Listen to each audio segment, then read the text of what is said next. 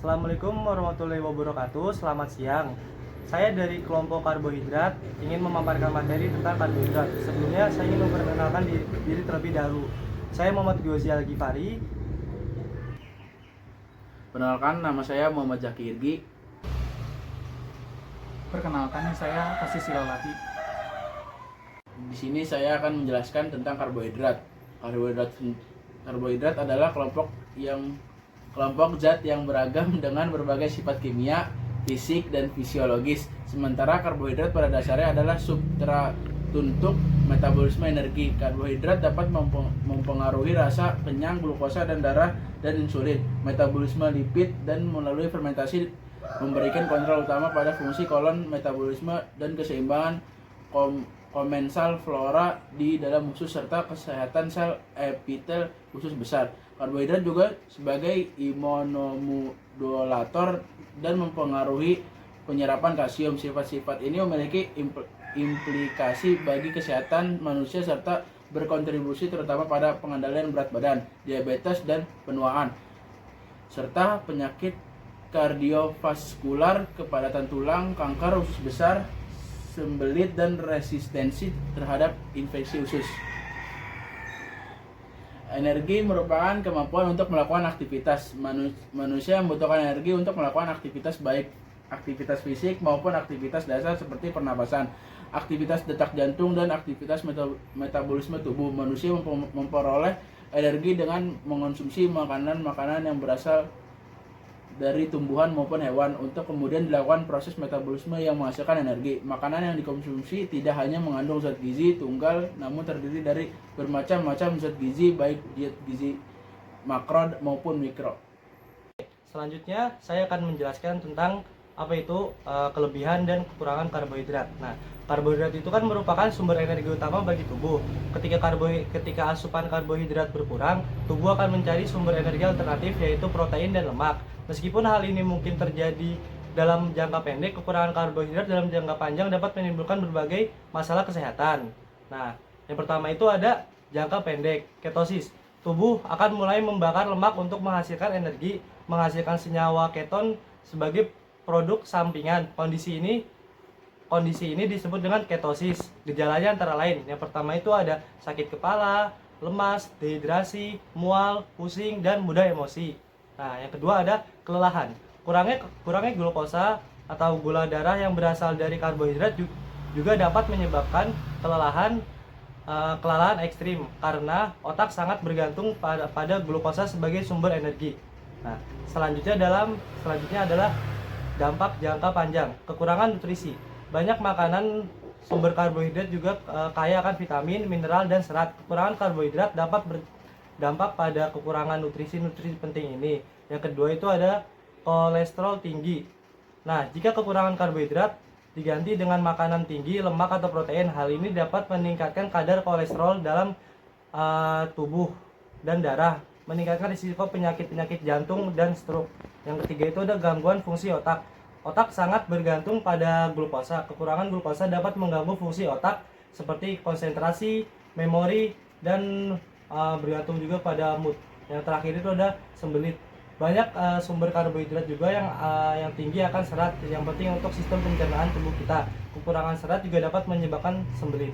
Nah, selanjutnya itu ada dampak kelebihan karbohidrat. Meskipun karbohidrat penting, kelebihan karbohidrat juga memiliki dampak yang sangat-sangat berpengaruh pada tubuh kita. Yang pertama itu ada peningkatan berat badan. Karbohidrat yang terlalu banyak juga berpotensi kita mengalami kelebihan berat badan atau yang bisa disebut obesitas. Yang kedua itu ada diabetes. Konsumsi karbohidrat secara berlebih, terutama karbohidrat yang lebih mengandung glukosa atau gula, juga dapat meningkatkan resiko diabetes. Yang ketiga itu ada penyakit jantung. Seperti yang telah disebutkan sebelumnya, konsumsi karbohidrat yang berlebihan juga dapat meningkatkan potensi serangan jantung. Nah, yang selanjutnya itu ada gangguan pencernaan. Konsumsi karbohidrat yang tinggi dapat menyebabkan kembung dan juga masalah pencernaan lainnya. Yang terakhir itu ada peradangan. Beberapa jenis karbohidrat olahan dapat memicu peradangan dalam tubuh yang juga merupakan dampak yang sangat penting. Oke. Sekarang saya akan menjelaskan mengenai macam-macam bahan makanan yang mengandung karbohidrat. Yang pertama itu ada beras.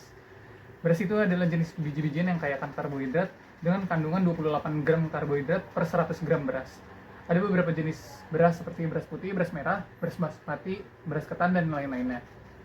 Yang kedua itu ada ubi jalar, mengandung sekitar 20 gram karbohidrat dari 100 gram ubi jalar. Tersedia dalam berbagai bentuk ubi seperti ubi madu, ubi ungu, ubi merah, dan ubi putih. Ketiga ada singkong atau ketela pohon, mengandung sekitar 38 gram karbohidrat dari 100 gram singkong. Ada variasi singkong, itu ada banyak. Yang pertama singkong putih, singkong mentega, singkong emas, dan singkong gajah. Dan masih yang lain-lain. Keempat ada jagung, mengandung sekitar 21 gram karbohidrat dari 100 gram jagung. Varietas jagung itu ada jagung manis, jagung mutiara, jagung ketan, jagung berondong, dan lain-lain. Lalu ada kentang, mengandung 17 gram karbohidrat dari 100 gram kentang. Penting untuk dikonsumsi porsi yang wajar karena mengandung kalium dan vitamin C. Lalu ada gandum atau biji-bijian, mengandung sekitar 37 sampai 41 gram karbohidrat dari 100 gram gandum, termasuk varietas gandum kasar, gandum halus, durum gandum, dan gandum keras. Terakhir ada oatmeal atau oat, mengandung sekitar 66 gram karbohidrat dari 100 gram oatmeal. Itu serat dan oatmeal itu membantu kita merasa kenyang untuk waktu yang lama. Sekarang olahan makanan yang mengandung karbohidrat. Yang jelas yang pertama ada nasi. Nasi itu makanan pokok di Indonesia, terbuat dari beras. Biasanya diolah menjadi nasi goreng, nasi bakmi, nasi goreng telur, dan lain-lain. Kedua, roti atau gandum.